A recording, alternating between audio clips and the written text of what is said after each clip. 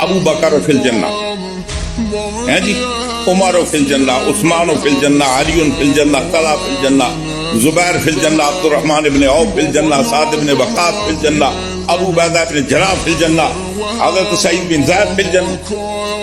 ان سب کو جنتی کہا. امام حسن کے بارے میں سرکار فرماتے ہیں الحسن والحسین سیدہ شباب اہل الجنہ.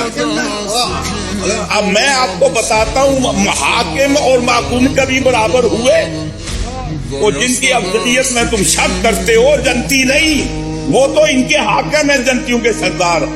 9 پر ثابت ہے تو حضرت علی پر بھی ثابت ہونی چاہیے کہ وہ بھی انہی 10 کے اندر ہیں. اصول کی بات ہے. جب سرکار نے یہ ارشاد فرمایا تھا، آپ نے فرمایا الحسن والحسین سید باشا الجنہ و ابوہما خیر منہما.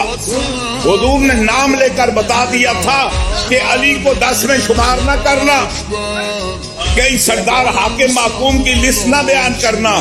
فرمایا کہ یہ ان حاکموں سے افضل ہے اس لیے کہ ان کا باپ ہے.